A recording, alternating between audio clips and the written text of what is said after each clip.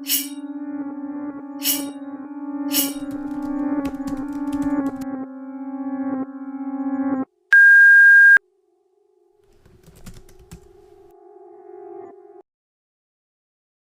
का ख्याली कवल इलाका 6 cross line road पर 3 मंजिला बिल्डिंग के एक कमरे में 65 लीटर मॉडल की एक फ्रिज के अंदर 19 दिन तक एक लाश सड़ती रहती है।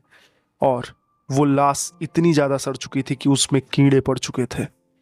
बेंगलोर की पुलिस को खबर किया जाता है और पड़ोसियों की शिकायत करने पर बेंगलोर की पुलिस वहाँ पर आती है और उस दरवाजे को तोड़ती है जो पिछले 19 दिन से बंद था।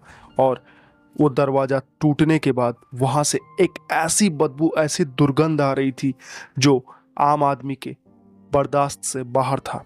फॉरेंसिक टीम को बुलाया जाता है और फॉरेंसिक टीम जब अंदर जाती है तो वहाँ पर उन्हें कुछ ऐसा दिखता है कि जिससे पूरी बेंगलुरु की पुलिस हिल चुकी थी। बेंगलुरु की पुलिस इतना खौफनाक क्राइम आज तक कभी नहीं देखी थी। और यकीन कीजिए दोस्तों, ये इंडिया की हिस्ट्री की सबसे ब्रूटल क्राइम में से एक क्राइम है। दोस्तों, इस क्राइम को पूरा एंड तक सुनना, क्योंकि इसका एंड आपको हिला कर रख देगा। ये कहानी प्यार, नफरत, ब्लैकमेलिंग, हवस और चोरी की कहानी है। ये कहानी आपको झकझोर के रख देगी कि 2024 में जब हम इतना डेवलप हो चुके हैं तो भी हम इतने ज़्यादा गिरे हुए कैसे हो सकते हैं। दोस्तों, इस कहानी में आप परेशान हो जाओगे ये तय करने के लिए कि गलत कौन है, लड़की या लड़का, इसमें गलती किसकी है। पर मैं आपसे ये कहूँगा, जिस भी वक्त आपको ये महसूस हो जाए कि ये इंसान कातिल है, आप मुझे वो टाइम कमेंट पर ज़रूर लिखना। चलिए वीडियो को स्टार्ट करते हैं। दोस्तों, ये कहानी नेपाल में रहने वाली महालक्ष्मी की है। महालक्ष्मी के माता पिता नेपाल में रहते थे, वे वहाँ के मूल निवासी थे। लेकिन जब महालक्ष्मी का जन्म होता है तब वे अपने एक रिश्तेदार के कहने पर बेंगलुरु में शिफ्ट हो जाते हैं, इसलिए क्योंकि वहाँ पर नेपाल से ज़्यादा अच्छी शिक्षा और अच्छा रहन सहन उनकी बेटी को मिल सकता था।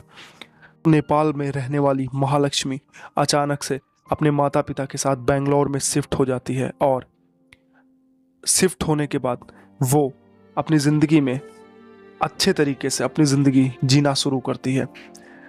महालक्ष्मी अपनी ज़िंदगी में काफ़ी बड़ी ख्वाहिशें नहीं रखती थी। महालक्ष्मी की ज़िंदगी एक साधारण ज़िंदगी थी और महालक्ष्मी शांत स्वभाव की एक अच्छी महिला थी।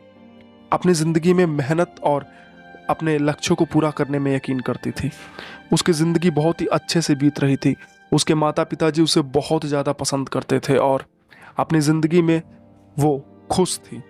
उसके माता पिता की नज़र में महालक्ष्मी एक अच्छी लड़की थी जो कि अपने लाइफ में कुछ करने का एम रखती थी। महालक्ष्मी बचपने से धीरे धीरे बड़ी होती है और बड़ी होने के बाद उसकी शादी 2019 में कर दी जाती है हेमंत दास नाम के एक व्यक्ति से, जो कि बहुत ही सज्जन व्यक्ति होता है और बेंगलोर का ही रहने वाला होता है। वो मोबाइल पार्ट्स को सेल करने का काम करता है और दोनों की शादी हो जाती है। दोनों की शादी अच्छी चलती है और दोनों एक दूसरे से काफ़ी ज़्यादा खुश होते हैं। शादी के बाद वे हनीमून के लिए जाते हैं। हनीमून से वापस आने के बाद दोनों एक दूसरे के लिए पागल होते हैं। कोई एक दूसरे के बिना रहना नहीं चाहता था। पर 2023 आते आते दोनों अलग हो जाते हैं और इसके बीच में उनकी एक बेटी भी होती है। और अलग होने के लिए दोनों ने अपने माता पिता से बात किया। उनके माता पिता पूछते हैं, तुम दोनों की 4 साल 5 साल पहले शादी हुई और तुम 5 सालों में ऐसा क्या हो गया कि तुम अलग हो रहे हो। महालक्ष्मी बोलती है कि आप हेमंत से पूछ लीजिए, मुझे इस बारे में बताने की कोई ज़रूरत नहीं है। जब हेमंत से पूछा जाता है तो हेमंत ये बताता है कि आपकी बेटी जो है इसका किसी के साथ अफेयर चल रहा है। ये बात सुनकर माता पिता दोनों हिल जाते हैं। महालक्ष्मी इतनी बड़ी गलती कैसे कर सकती है। दोस्तों, हेमंत, अशरफ, मुक्ति रंजन, ये नाम आप अपने दिमाग में याद रखिएगा। इनमें से कोई एक इस पूरी घटना का मास्टर प्लानर है। यार, माता पिता दोनों को बहुत समझाते हैं लेकिन दोनों एक दूसरे के साथ रहना गवारा नहीं करते। इन सभी चीज़ों से तंग होकर हेमंत अपनी बेटी को लेकर अलग रहने लगता है और महालक्ष्मी अपने माता पिता और अपने पति बेटी सबसे दूर होकर एक अलग जगह 3 मंजिला ऊपर अकेला एक रूम लेकर रहना शुरू करती है। महालक्ष्मी बेंगलुरु के ही एक फेमस मॉल में काम करना शुरू कर देती है। वहाँ पे काम करते हुए वो मुक्ति रंजन नाम के अपने हेड से मिलती है और महालक्ष्मी अपने काम में इतनी ज़्यादा मेहनत करती है कि मुक्ति रंजन उससे प्रभावित हो जाता है। मुक्ति रंजन प्रभावित होता है और महालक्ष्मी के साथ उसका संबंध आगे बढ़ने लगता है। महालक्ष्मी मुक्ति रंजन को बताती है कि मेरे पति के साथ नहीं बना और इसलिए मैंने अपने पति को छोड़ दिया और मेरी एक बेटी भी है। मुक्ति रंजन बोलता है कोई बात नहीं, तू मेरे साथ रह सकती है और सबसे बड़ी बात क्या है कि मेरा भी इस दुनिया में मेरे माँ के अलावा और कोई नहीं है और मैं यहाँ ठीक ठाक कमाता हूँ, तो मेरे साथ रह सकती हो, कोई प्रॉब्लम नहीं है। दोनों एक दूसरे के साथ लिविंग में रहना स्टार्ट कर देते हैं और मुक्ति रंजन अच्छा पैसा कमाता था और महालक्ष्मी उससे काफ़ी जूनियर थी। दोनों एक दूसरे के साथ रहना स्टार्ट कर देते हैं। कुछ टाइम के बाद मुक्ति रंजन को यह एहसास होता है कि महालक्ष्मी उस पर दबाव बनाने की कोशिश कर रही है। महालक्ष्मी की इस हरकत से मुक्ति रंजन काफ़ी नाराज होता है, उसे डांटता है और बोलता है कि तुम इस तरह मेरे साथ नहीं कर सकती। अगर मैं तुम्हारे साथ रह रहा हूँ तो तुम्हारी मजबूरियों को सुन के रह रहा हूँ और सबसे बड़ी बात, मैं तुमसे प्यार करने लगा हूँ, इसलिए मैं तुम्हारे साथ रह रहा हूँ। तुम मेरे ऊपर किसी भी तरह का दबाव नहीं बना सकती। दोस्तों, महालक्ष्मी दबाव इस तरह का बनाती थी कि तुम यहाँ मत जाओ, तुम वहाँ मत जाओ, तुम इनसे बात मत करो। मुक्ति रंजन एक सीनियर था, उसकी टीम में काफ़ी सारे लड़के और लड़कियाँ थे। महालक्ष्मी उसे बोलती थी कि तुम इनसे बात मत करो, उनसे बात मत करो, इस लड़की को टीम से निकाल दो, उस लड़की को टीम से निकाल दो। इस चीज़ से मुक्ति रंजन बहुत तंग हो चुका था और तंग होने के बाद में उसने महालक्ष्मी को एक दिन बैठाकर समझाया, देखो तुम इस तरीके की हरकतें मत करो मेरे साथ, क्योंकि मेरी जो टीम है उससे ही परफॉर्मेंस मुझे मिलता है और परफॉर्मेंस और टारगेट अचीव होने के बाद ही मुझे सैलरी मिलती है और तुम भी मेरी टीम का एक हिस्सा हो। खैर, उस वक्त में महालक्ष्मी उसकी बात को समझ लेती है। कुछ दिनों के बाद महालक्ष्मी मुक्ति रंजन से बोलती है कि तुम मुझे कुछ पैसे हर महीने दिया करो। मुक्ति रंजन खुशी से उसे पैसे देने लगता है और पैसे देते देते देते देते एक वक्त ऐसा आ जाता है कि जब मुक्ति रंजन के लगभग पैसे महालक्ष्मी लेने लगती है और मुक्ति रंजन के हाथ में इतना भी नहीं बचता कि वो अपनी माँ के लिए कुछ कर सके। हद तो तब पार हो जाती है जब मुक्ति रंजन ये देखकर हैरान हो जाता है कि उसने एक सोने की चेन और एक अंगूठी लिया था। महालक्ष्मी उन दोनों को भी उससे छीन लेती है, बाकायदा वो उससे छीन लेती है। वो बोलती है कि तुम्हें इन सब चीज़ों को रखने की ज़रूरत नहीं, तुम ये सब चीज़ें पहनने के लायक नहीं हो, तुम मुझे ये अंगूठी और चेन दे दो, जब मुझे ज़रूरी लगेगा तब मैं तुम्हें दूंगी पहनने के लिए। आप यकीन कीजिए दोस्तों, इन सब चीज़ों से मुक्ति रंजन इतना डिस्टर्ब हो चुका था कि वो दिन भर अपने काम पे फोकस ना कर पाके महालक्ष्मी से दूर जाने की कोशिश में लग गया। मुक्ति रंजन के जो टारगेट्स थे सेल्स के, वो भी अचीव नहीं हो पा रहे थे। वो हेड था मॉल का और उसकी खराब परफॉर्मेंस के कारण बिजनेस भी लॉस में जा रहा था। उसके सुपीरियर ने उससे बात किया और बात करने के बाद उसको बोला, अगर तुमसे काम नहीं संभलता तो तुम काम छोड़ के जा सकते हो।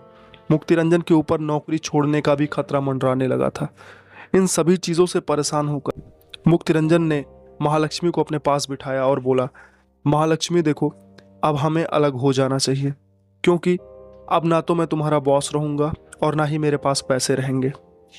महालक्ष्मी उसकी बातें सुनती है और सुनते सुनते अचानक से उसे एक थप्पड़ मार देती है।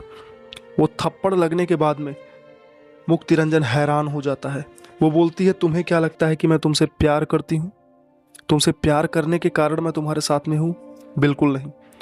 तुम पैसे कमाते हो, मैं तुम्हारे साथ में हूँ। तुम मुझे पैसे दोगे, तुम्हारी नौकरी रहे और चाहे ना रहे, तुम मेरे साथ रहो, ये मैटर नहीं करता।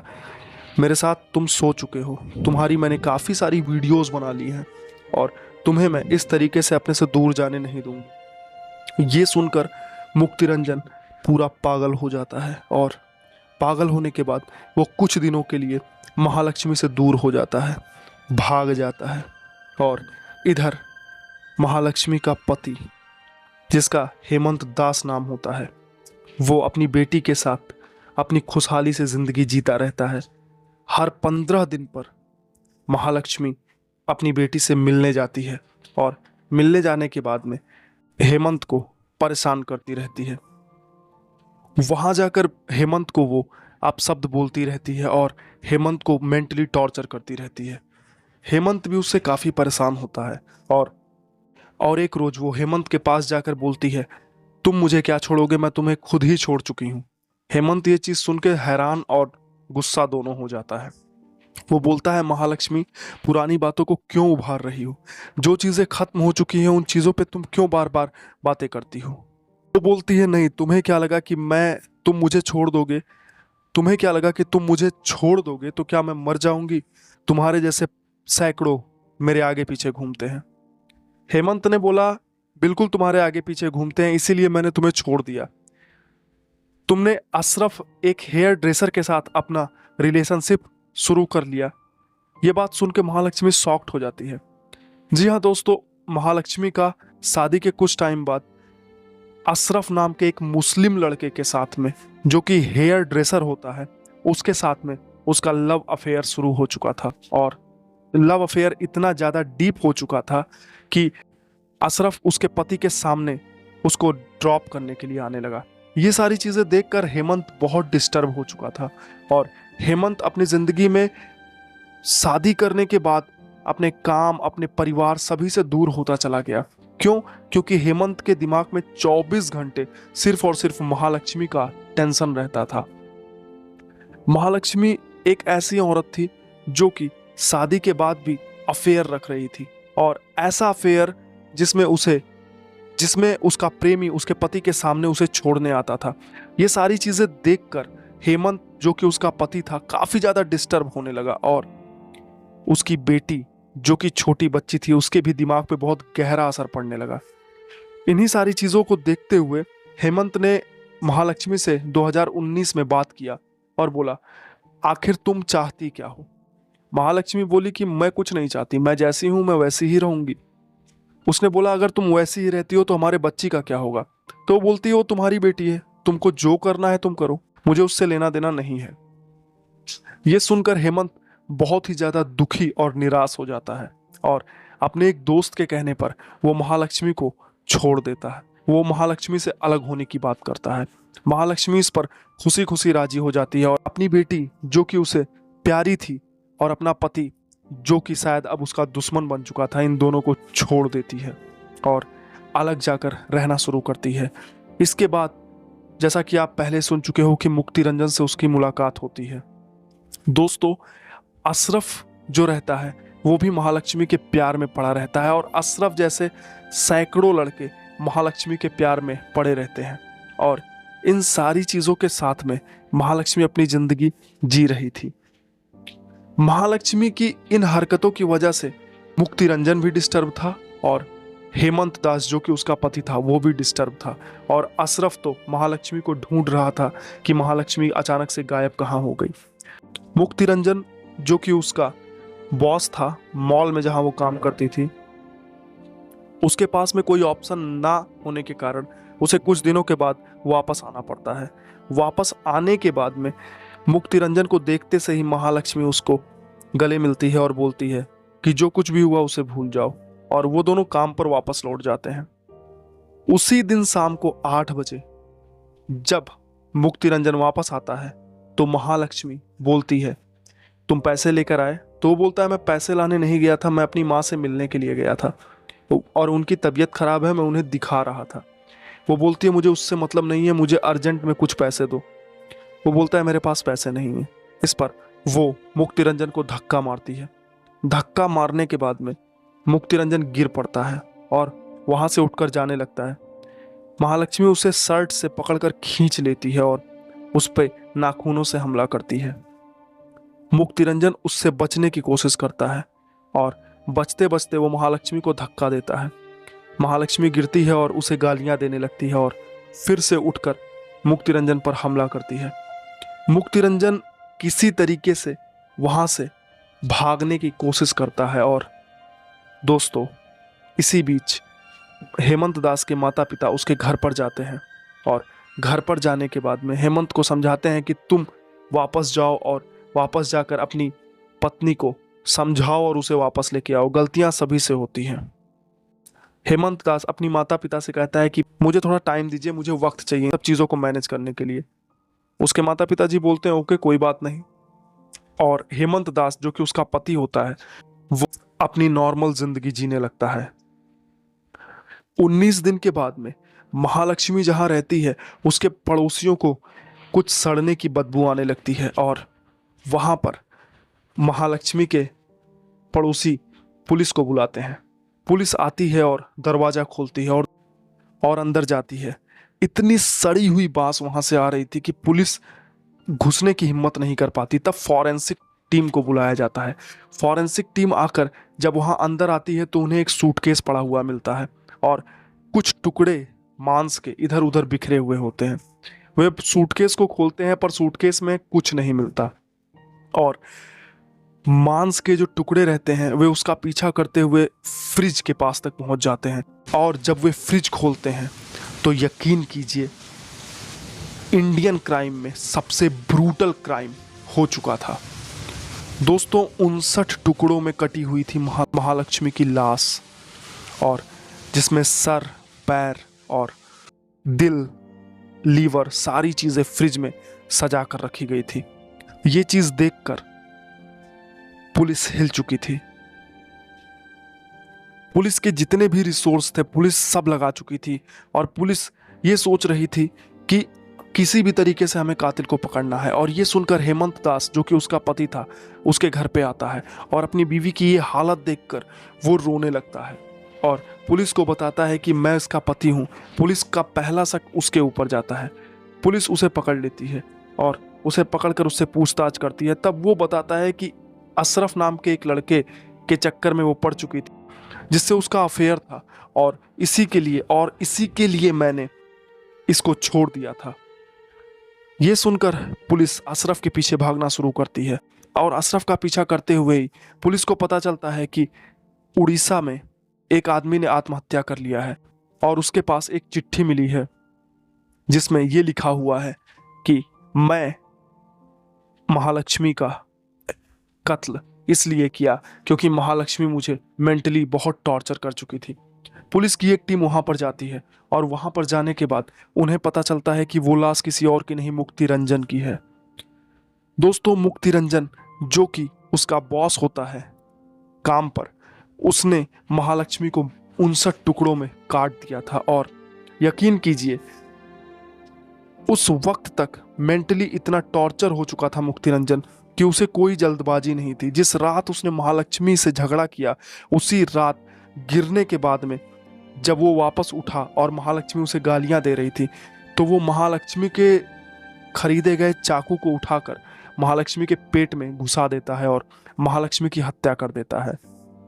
और उसके बाद वो बहुत ही रिलैक्स होकर पूरी रात बैठकर महालक्ष्मी को टुकड़ों टुकड़ों में काटता रहता है और काटने के बाद में उसे फ्रिज में रख देता है।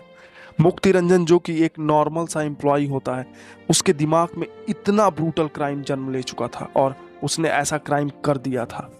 और काटने के बाद में लोगों की नज़र में आए बिना वो चुपचाप 3 सितंबर को वहां से शांति से सुबह सुबह निकल जाता है। और 19 सितंबर तक जब लाश पूरी तरह सड़ चुकी थी, जब पड़ोसियों तक उसकी स्मेल जाने लगी थी, तब पुलिस को बुलाया जाता है और पुलिस आकर जो चीज देखती है वो चीज पूरे इंडिया को हैरान कर चुका है। दोस्तों अशरफ का अभी कोई पता नहीं चला है और मुक्ति रंजन जो कि मर चुका है, मरने से पहले उसने अपनी माँ से ये बात बताई थी कि मैंने महालक्ष्मी नाम की एक लड़की जो कि मेरे साथ ही काम करती थी, मेरी जूनियर थी, उसको मार दिया है माँ। और उसको मारने के पीछे कारण ये है कि उसने मुझे मेंटली इतना टॉर्चर किया कि मैं पागल हो चुका था। ये कत्ल करने के बाद में मुक्ति रंजन अपराध बोध में, अपनी गिल्टी में इतनी बुरी तरह से डूब चुका था कि वो 13 तारीख को सुसाइड नोट लिखता है और जिसमें वो ये लिखता है कि महालक्ष्मी के द्वारा पहले हमला किए जाने पर मैं पागल हो चुका था और महालक्ष्मी ने मुझे दिमागी रूप से इतना परेशान कर दिया था कि मैं उसको ना चाहते हुए भी उसके द्वारा हमला किए जाने पर पागलों की तरह हरकतें करते हुए मैंने उसका कत्ल कर दिया। और जिसमें मैंने उसे सबसे पहले पेट में चाकू मारा, उसके बाद उसे 59 टुकड़ों में अलग अलग तरीके से 59 टुकड़ों में काट डाला। और आज मुझे उस चीज से इतनी ज्यादा शर्म आती है, उस चीज से इतनी ज्यादा घृणा है कि मैं अपने आप को जिंदा नहीं रखना चाहता और मैं अपने आप को मार रहा हूं। सुबह 4 बजे वो एक पेड़ से लटक कर अपनी जान दे देता है। दोस्तों, इस कहानी में कातिल और कत्ल करने वाला दोनों मर चुके हैं। अब आप मुझे बताइए कि इस कहानी में गलत कौन है। दोस्तों, मैं कत्ल करने वाले को गलत मानता हूं। कितनी भी बुरी समस्या आ जाए, अगर तुम अपने दिमाग पे काबू करते हो तो उसका समाधान निकल आता है। मुक्ति रंजन बहुत परेशान था। मुक्ति रंजन को कानून का सहारा लेना चाहिए था। मुक्ति रंजन को लोगों से मिलना चाहिए था। लोगों से महालक्ष्मी के गलत व्यवहार के बारे में बताना चाहिए था। कुछ ना कुछ तो समाधान निकल सकता था। उसे जान से मारने की जरूरत नहीं थी। इस तरह की घटना की निंदा होनी चाहिए। और दोनों ही मर चुके हैं। हालांकि महालक्ष्मी की भी गलती है। महालक्ष्मी को इस तरह किसी व्यक्ति को प्रताड़ित नहीं करना चाहिए। और क्रिमिनल साइकोलॉजी की नज़र से ये देखा जाए तो किसी व्यक्ति को अगर बार बार किसी चीज़ के लिए टॉर्चर किया जाता है तो व्यक्ति को सामने वाले व्यक्ति से नफरत हो जाती है। और वो नफरत अगर बढ़ाई जाए तो वो एक लेवल पे इतनी बढ़ जाती है कि सामने वाला व्यक्ति या तो उसे मारना चाहता है या खुद को मारना चाहता है। ये केस बिल्कुल ऐसा ही है। दोस्तों, इस केस ने इंडिया को हिला कर रख दिया और ये केस इतने बड़े लेवल में आगे चल के वायरल होने वाला है कि आप सोच भी नहीं सकते। दोस्तों, ये कहानी यहाँ पर पूरी होती है और अगर इसमें कोई भी ऐसा अपडेट आता है जो बताने लायक रहेगा, मैं आपको ज़रूर बताऊंगा। वीडियो पसंद आई हो, वीडियो को लाइक करना, चैनल को सब्सक्राइब करके बेल आइकॉन को प्रेस करना, जिससे मेरी वीडियो की नोटिफिकेशन आप तक सबसे पहले पहुंचे। और वीडियो को शेयर करो। हमें 1 लाख सब्सक्राइबर तक पहुंचना है जल्द से जल्द। आप लोगों के प्यार के बिना ये चीज़ पॉसिबल हो नहीं सकता। वीडियो पसंद आ रही हो, वीडियो कमेंट में मुझे कुछ भी जो आपको अच्छा लगे ज़रूर लिख कर अप्रिसिएट करो या बुराई करो। चलिए, एक बहुत ही शानदार वीडियो को ख़त्म करते हैं। अगर आपको वीडियो अच्छी लगी हो, वीडियो को लाइक करना, चैनल को सब्सक्राइब करना। मिलते हैं नेक्स्ट वीडियो में, तब तक के लिए wish you all the best. Thank you so much. Bye bye.